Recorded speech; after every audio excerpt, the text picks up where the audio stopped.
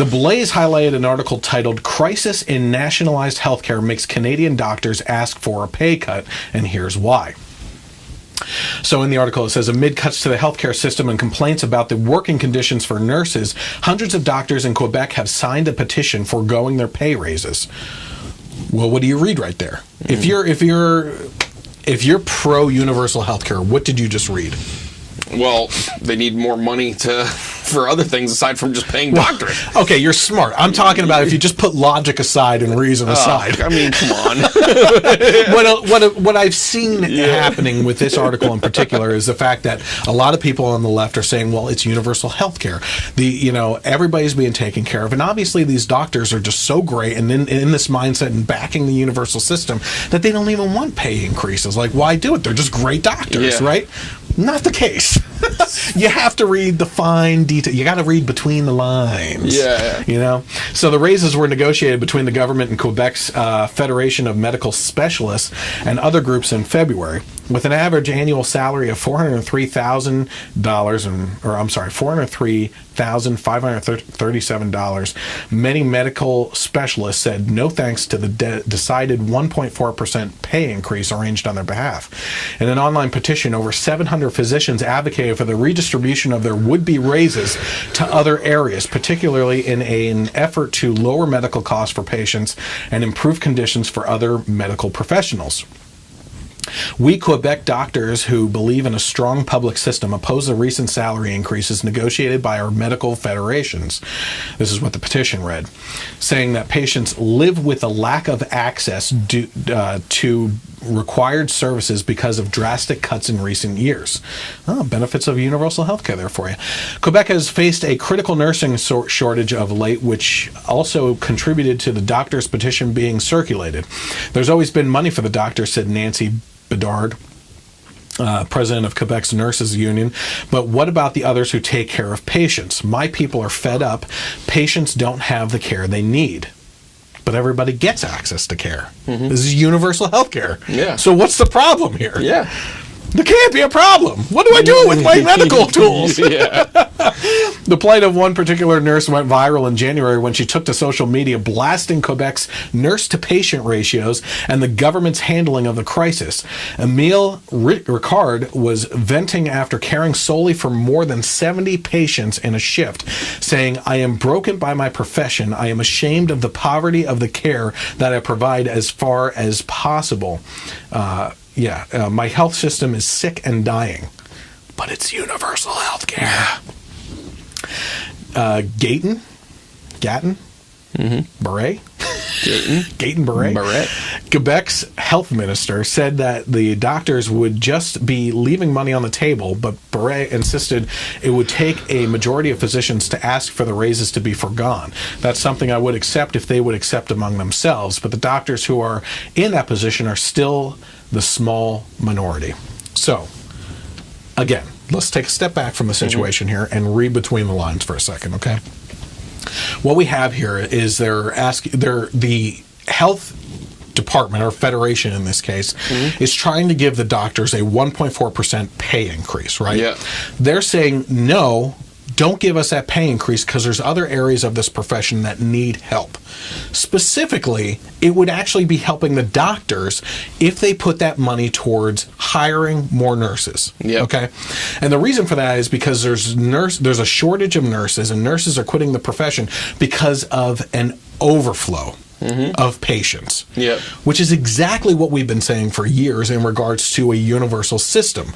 When you open up the floodgates, you get more health care, less the care. Yeah. Right? It's quantity over quality. Okay.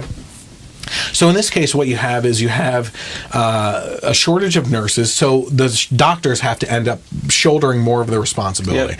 Yep. Going back to the very first thing that we talked about in this podcast, I had cancer 9 years ago, 9 years ago.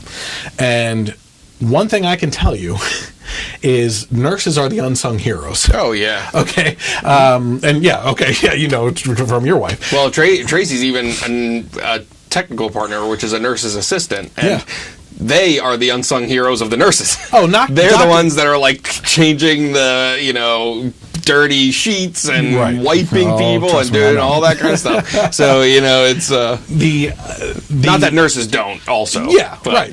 I hear you. Yeah. I'm not saying. Yeah. I completely understand. What I'm saying though is doctors, besides the surgeries, which are like you're getting paid. You earn every penny. Yeah, Yeah, to you be able earn to it, do right? that. But besides that, if a doctor comes in to see you, it's boom, boom, they're out, right? Yeah. Nurses are there checking your vitals, checking your fluids, checking are you okay, getting you your drink with ice chips because you're a greedy, annoying person like myself. I Coming love the home ice to chips. their family Yeah. with bruises on their legs Yeah. because patients are fighting them Yeah, and yeah. things like that. Yeah, I mean, it's just insane. And they're the ones that are constantly by your bedside taking care of you and everything. And there's a shortage of people up there that are willing to be nurses because there's an abundance that it's just breaking them mentally with the abundance of people that are there. And if we take a step back to pre-Obamacare, right? One thing I always say is we don't have a healthcare problem in America. We have an insurance problem in America. It's not the healthcare. We have people escaping other countries' healthcare systems to come here for treatment because we have the best treatment here in America. Yeah. Okay? Like the people with money come here for treatment. Yeah. At no point in time before Obamacare was passed were you stepping over people that were dying in the streets because they were denied services in the local hospital or anything. We treat those people. If the worst case scenario is that you get better but you're in debt, that's a better scenario than being in a hospital in Venezuela or Cuba where you're treated with rusty equipment and medical instruments that can't read the proper diagnostics. Yep. You know what I mean? You have people in England who are super gluing their teeth back together because going to the dentist is an impossibility at this point. It's a crazy system. Yep. And we have special things set up in our hospitals here, like charities, right in our local hospital here, the biggest one in the valley. They have a charity within the hospital that specifically seeks out the financial services for individuals who can't handle it. Yep. Right? It gets even crazier when you become self-pay. If you go for an X-ray or you go in for a regular doctor's visit, let's just say, they're going to charge the insurance company an exorbitant amount compared to if you just say, hey, listen, I'm going to pay cash. If I pay you cash today, what's it going to be? Oh, it'll be $125. But they're going to charge the insurance company $700. Why? Because the government has allowed it. Yeah. It's an insurance problem. You know what I mean? And the fact is that we've allowed it to get to that point. Yep. You know what I mean? We have allowed the government to stick their sticky fingers into everything and manipulate those situations. And it's the same thing with college tuitions. When you allow that to just balloon out of control, well, of course the colleges are going to charge you $50,000 a year to attend the school because they can. Yeah, all the student loans, they're not even bankruptable. So the colleges are going to get paid no matter what, So of course, that's why tuitions go so high because they're going to get paid regardless. It's unbelievable. So we're talking about that. So essentially what we're trying to say here is that if you're reading between the lines, the problem is here that in Canada, the doctors need more people support. Yeah. Right? Because the system has become overloaded and it's all about quantity over quality, and they can't provide the quality services anymore because they don't have the manpower to do it. Yep. And beyond that, it seems like there's a bunch of other financial problems. And that's just what happens. What happens is when you open up the floodgates to people and say, hey, it's universal now, anyone can come in, then you start to see an overflow in hospitals for conditions like the common cold. Yeah. Right? Exactly. So everybody's going in, filling up the ER with the common cold when people are waiting in the emergency room with a javelin stuck through their rib cage. You know what I mean? Exactly. Like I'm being exaggerating here, but that's essentially what's happening. Sorry, Timmy's got the sniffles and he's taking up your bed. When you get, just hold that javelin there because removing it will remove it. Tracy can tell you all about it. Oh, man. Okay.